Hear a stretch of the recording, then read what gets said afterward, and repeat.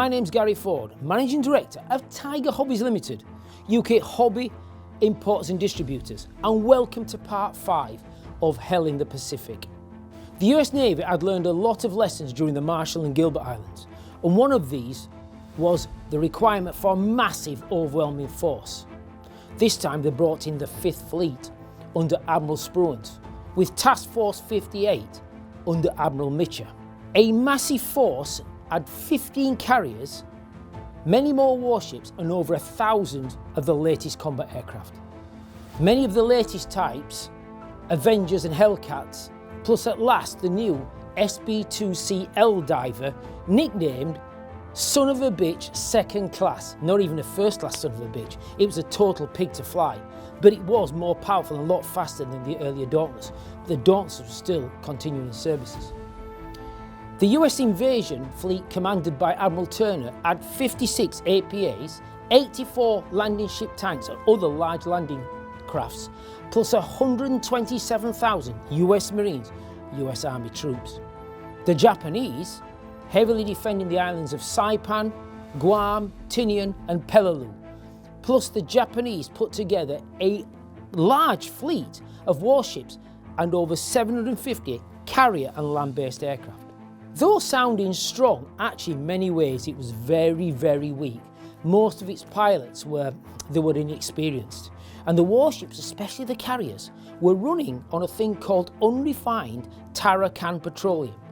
That is more volatile and liable to explode if it comes into contact with heat, and you tend to get a lot of heat in battle. Back in April 1943, Admiral Yamamoto, the Imperial Japanese Navy chief, was killed in Operation Vengeance by United States Army Air Force P-38 Lightnings, and command of the IGN was passed to Admiral Koga, who was himself killed in another aircraft crash with his plans that were actually recovered by, I think, Filipino guerrillas and soon found their way to Nimitz. The new Imperial Japanese Admiral, Admiral Toyoda, basically kept the same plans because they thought those original plans were gone for good. And the US Navy were detected heading towards Saipan, but the US Navy also know the Japanese game plan through their intelligence and pushed Task Force 58 west of the Marianas to confront the oncoming IGN fleet. In what would become known as the First Battle of the Philippine Seas and the largest ever aircraft carrier battle, with 24 carriers from either side, over 2,000 aircraft, and on the 12th of June 1944, the US strikes on Saipan and other islands in the chain. This forced the IGN into committing its fleet, and on the 16th it was on its way to confront Task Force 58. But the Japanese fleet had actually been found about a day earlier by US submarines on the 15th of June 1944, and the US submarines would go on to play a critical part later on in this battle. Early on the 19th of June 1944, Japanese land-based Zero aircraft found Task Force 58 but soon shot down. But they'd alerted other aircraft or ground-based aircraft known as their fighters known as Zeeks, which is basically the army version of the Zero, and they attacked the US Navy's Task Force 58, but the US Navy was waiting for them and destroyed absolutely every single attacking Japanese aircraft for loss of one F-6F Hellcat. By about 10 AM on the 19th, another large force of Japanese aircraft were detected approaching Task Force 58 from the west at around about 10:20. Mitchell, though, launched his aircraft, deploying his fighters in a combat air patrol or CAP, and also launched all these bombers loaded up off the carrier so they wouldn't be vulnerable if the American carriers were attacked by the Japanese attack aircraft. The Japanese got to about 70 miles of the US force, then oddly started to orbit. Turned out that some of these pilots were very inexperienced and fallen out of formation, so they're orbiting, trying to get into formation. Just as they're coming out of the orbit, the Hellcats pounced on the Japanese, shooting 25 down for again the loss of a single Hellcat. Some Japanese, though, got through and managed to do slight damage on the battleship South Dakota. And at 11 AM, yet another large Japanese aircraft raid was incoming, this time with well over 100 aircraft. But again, the Hellcats pounced on them and absolutely chewed them, shooting down 97 out of the 107 aircraft, with little damage and very few Hellcats being lost. It is here we're going to introduce one of my favourite US air races of World War II, and in fact, the United States Navy ace of aces, Commander David McCampbell. You can see behind me a picture of him with all his kills on his aircraft. Born in 1910 in Alabama, he attended a military academy as a young boy and then later US Naval Academy in 1929, where he excelled in lots of sports, especially diving and football. Graduated in 1933, unfortunately into the Depression. He had to go and find work in commercial business, and it wasn't until 1934 that he got his first naval commission on board the US cruiser USS Portland.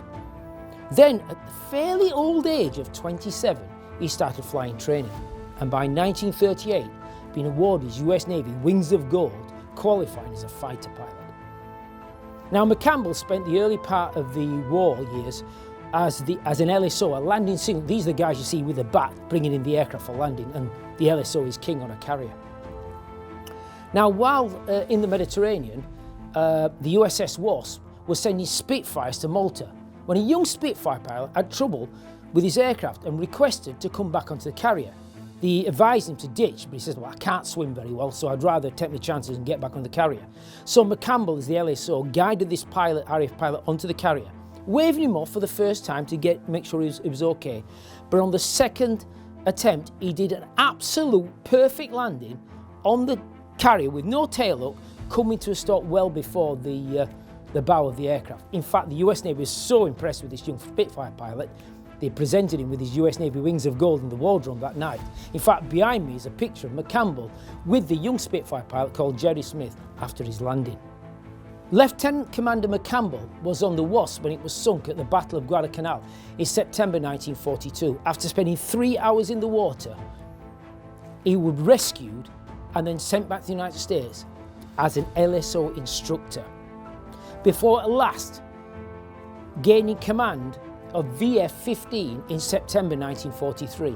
He was then, because of his experience, quickly promoted to commander and commander of the all air groups, that's fighters, bombers and torpedo bombers, and on board the CV-9 USS Essex, and sent to the Pacific to join Task Force 58 for the Marianas operation, and they'd done a little bit of operations before that against the Marcus Islands. On the 11th of June, aged 34 years old, and that for a fighter pilot in World War II is well old, because most of them were 18, 19, 20, 21. McCampbell got his first kill, an A6M Zeke, basically an Army Zero, over Saipan. And on the 19th, on some of the dogfights I mentioned earlier, he got 5 aircraft in one sort to become ace in a day. He would score regular throughout the summer of 1944, and in October 1944, in the Battle of Leyte Gulf, he would set an aviation record for US aviators that still stands today: 9 kills in one sortie over Japanese aircraft.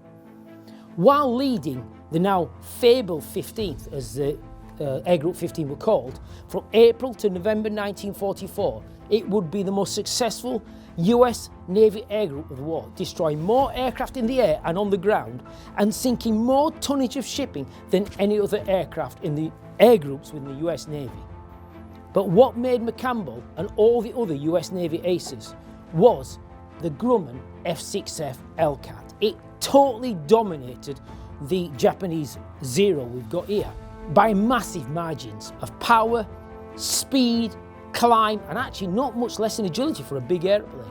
As any fighter had a better name than Hellcat, and it found the Zero out very, very quickly by aiming down at its wing roots where, again, its fuel tanks were, and it got no self-sealing fuel tanks, no protection. Things would just burst into sea and go crashing into the sea after a few rounds of 50 caliber ammunition. One young US Navy pilot stated about the Hellcat, "If this thing could cook, I'd marry it." And Commander David McCampbell got his final kill, his 34th kill, in November 1944. Back to the Battle of the Philippine Seas. Earlier on the 19th, the US Navy submarines would attack a number of IJN, Imperial Japanese Navy warships, including the carrier Teo. You can see a picture of the Teo behind me along with the Gato class submarine. Just as the aircraft on the Teo had took off, The USS Albacore, a Gato-class US Navy submarine, got a torpedo hit on the tail. The damage, it didn't seem too bad. The slight hole, and it jammed one of the aircraft carrier elevators. Remember the dodgy fuel I talked about earlier on? Well, fumes had been gathering in the elevator pit when an electrical spark caused a massive explosion. Again, the US Navy very good at what we call damage control and firefighting.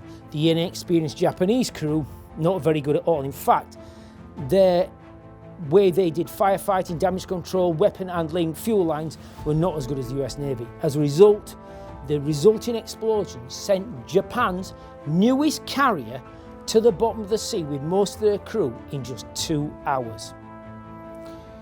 Another submarine would stick another set of torpedoes into the Shikaku, another large Japanese fleet carrier. Again, dodgy fuel, sending another Japanese carrier in a couple of hours to the bottom of Davy Jones's locker. On the 20th, there would be more massive dogfights and attacks by US Navy aircraft on Japanese warships, damaging a number of Japanese carriers. But by the evening, the Imperial Japanese Navy withdrew from the area, and one of the most one-sided naval battles in history was over. The losses of the US were one slight damage to a battleship, the loss of 123 aircraft and 109 personnel killed, though most of the aircraft were not shot down by the Japanese, but actually still got a problem of running out of fuel. The Japanese losses were 2 fleet carriers sunk, 3 more carriers badly damaged, and other warships damaged. But it's the loss of aircraft and valuable aircrews. Over 600 Imperial Japanese Navy aircraft and land-based aircraft were lost. The US Navy forces would now be free to take the rest of the Marianas without interference from the Imperial Japanese Navy.